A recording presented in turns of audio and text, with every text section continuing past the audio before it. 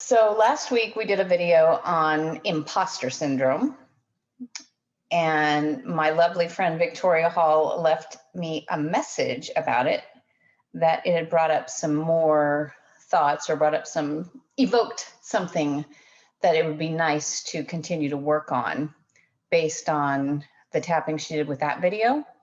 So Victoria is going to join me now, and we are going to work on follow-up from the imposter syndrome work that we did last week. Hopefully you guys have got a chance to see that video. And if you didn't, it's on the Patreon page. So you can go ahead and pop on over there and take a look at it. And just know that this is the follow-up, though it probably will stand on its own as well, because Victoria does amazing work. So welcome, Victoria. Do you want to tell me a little bit about the work you did before and the thoughts that it brought up? Yeah, I mean, I don't know. I feel like you, that I kind of could access memories of feeling that imposter syndrome, but I think that I've taken some strides in that and got over it. I think that my thing is I feel confident in myself and what I'm doing until I don't get the reaction that I want, or I don't get approval from people, and then I start to doubt it. And the memory that came up for me is just my parental dynamic. It was that I had one parent that was kind of critical of me, and then I had another parent that would kind of overcompensate for that by hyperbole and complimenting me a lot. But I didn't always trust that. So it was kind of like I needed more validation to overcome that critical thing. So now it's all internal. And like now I have this inner critic that is the one parent. And then I have the other parent saying, no, you're fabulous. But it's like, okay, well, I need that third tiebreaker, right? Like I need that third person to be like, no, you are, you are okay. So it's this need for external validation. And now it's kind of like I want to parent myself and be like, okay, the only person whose opinion really matters, or the person whose opinion matters the most is me. And I kind of intellectually get that, but viscerally, emotionally, I still fall back into this, needing this external validation to, make sure I'm right about how brilliant I am. And delightful. And delightful. Yes. So you said the memory you went back to is this parental dynamic. But if you went back to a memory, did you go back to a specific moment in time? Like, do you remember a specific time that played out? No, I have very vague memories of my childhood. I can tell you now, now the experience is that I have the super confident, you're a wonderful person on my shoulder, and the self-doubting,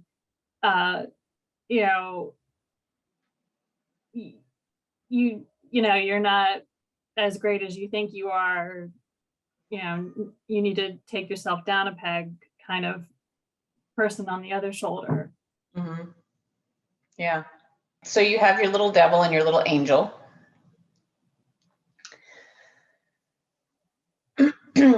And I'm guessing that you can think of a time recently when you've doubted yourself a little bit. Yeah. So, okay, can you close your eyes for a moment? And just think about that moment when you had the self-doubt stab.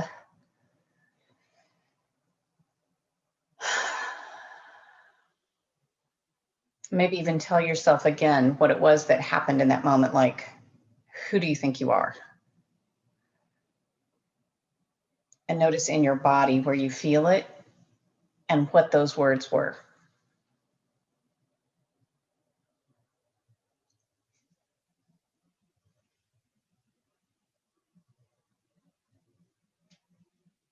It's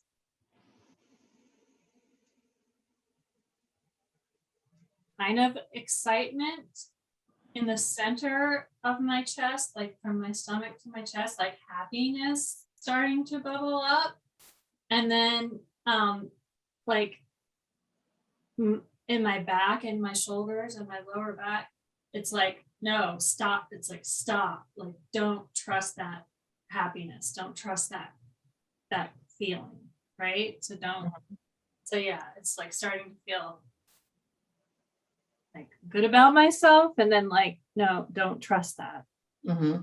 And so it's like tightness in my back and my upper back and my lower back. And then this, this kind of elation in the middle and those feelings just like fighting it out, like the tension between those two. So it kind of results in anxiety. Yeah. Do you happen to remember any of the words you said to yourself on the negative side of that? Don't trust this. Okay. Okay. All right. Bubbling up, tightening down, and don't trust it. So you pay attention to how much that shifts when we tap, so you can tell if anything's moving. And you've done this enough to know that you just shift the words if my guesswork is off. Okay. All right. So on your karate chop. And you don't have to keep your hand up in front of the camera if you don't want to. I'm the only one who needs to do that. Okay. Even though cognitively I know I'm brilliant. Even though cognitively I know I'm brilliant. Just saying that out loud gives me a little heebie-jeebie. Just saying that out loud gives me heebie-jeebies. And I think some of this is programming from my childhood. And I think some of this is programming from my childhood. Which makes it so that I know better than to trust it. So I know better than to trust it. When I start feeling good. Start feeling good. And really excited about what I'm doing. Really excited about it. I know better than to trust it. My experience tells me that that is not safe. My experience tells me that that is not safe.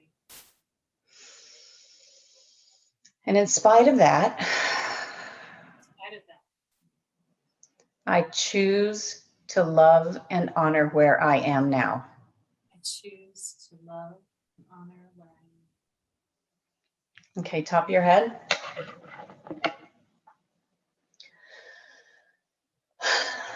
I thought I had this licked. I thought I had this licked. Eyebrow. I even had a sign made. I even had a sign made. Side of your eye. But somehow when I start getting happy. Under your eye. And really proud of myself. Really proud of myself. Under your nose. That past voice comes up. That past voice comes up. Chin. Reminding me that it's not safe. Reminding me that it's not safe. Collarbone. That I'm not actually brilliant. Not actually. Under your arm. And that I might be a little too big for my britches. It might be a little too big for my britches. Top of your head. And I can feel the war inside. Feel the war inside. Eyebrow. The excitement bubbling up. The excitement bubbling up. Side of your eye. I did a great job. I did a great job. Under your eye. I am an amazing freaking writer. I am an amazing freaking writer. Under your nose. No, you're not. Chin. I don't know what makes you think you're a good writer. I don't know what makes you. Collarbone. It's so hard to feel that dual. So hard to feel that dual. under your arm. And it's so frustrating. It's so frustrating. Top of your head, because I know. Because I know. Eyebrow. I get such good feedback. It's such good feedback. Side of your eye. And people tell me I'm amazing to work with. And people tell me I'm amazing. Under your eye. And yet I go there. Yet I go. Under your nose. It is amazing. It's amazing. Chin. How those words from when I was a child. How the words from when I was a child. Collarbone. Still hurt me. Still hurt me. Under your arm. And I want so much to shift that. And I want so much to shift. Top of your head. I've seen myself grow. I've seen myself grow. Eyebrow. And blossom. And blossom. Side of your eye. I've heard about it from others. I've heard about it. Under your eye. I'd like to make a choice. I'd like to make a choice. Under your nose. If there's going to be a voice that has a megaphone. If there's going to be a voice that has a megaphone. Chin. That gets my attention. That gets my attention. Collarbone. I want it to be my current reality. I want it to be my current. All the people who tell me how much they appreciate me. All the people who tell me how much they appreciate me. And that I'm a delight to work with. And that I'm a delight to work with. Under your arm. And screw that history voice. And screw that history voice. Top of your head. I know that they were coming from fear. I knew they were coming from fear. Eyebrow. And I forgive them. Side of your eye. I think they were doing the best they could do. I think they were doing the best they could do. Under your eye. But that's not my stuff. It's not my stuff. Under your nose. That was theirs. That was theirs. Chin. And I'm so sorry that they didn't know how to love me. I'm so sorry. I didn't know. Collarbone. But I'm changing that. I'm changing. I am loving me. I am loving. Under your arm. I am my own judge. I am my own judge. Top of your head. And I choose to be kind. And I choose to be kind. Eyebrow. I'm realistic too.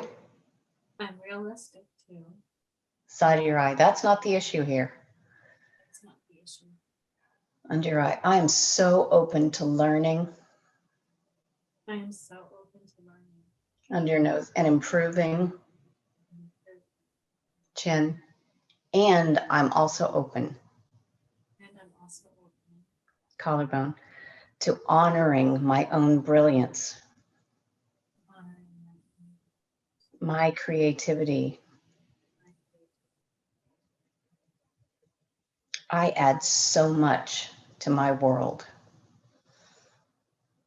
I add so much to my world. Top of your head. And I love that. And I love. Take a deep breath.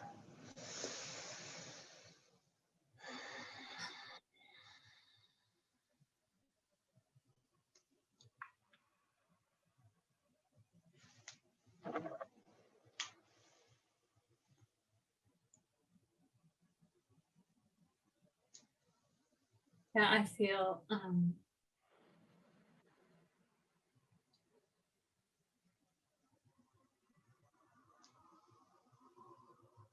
like both the excitement and the holding back have calmed down, so it's more like even, like I'm more just at at peace with myself, where I don't have to be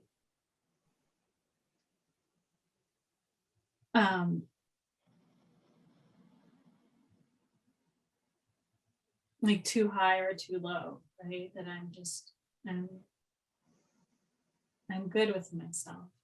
And the forgiveness part, when I said that, I felt the release of that. I felt tension leave my body when I said that. So that felt really good to just, you know, to forgive it instead of being like, you know, and these people did this to me. Get out of my head. Yes, that's the part where you got quieter. So that's what I was curious about. Yeah, it felt good to release that. It felt like instead of being like, get out of my head, it was just kind of like, okay, I'm letting you go. So that was a different energy then. Mm-hmm. That's really good. If you, whatever the thought was that you had when we started, if you were to close your eyes and go back to it again, can you see if you get the same excitement and tension coming back?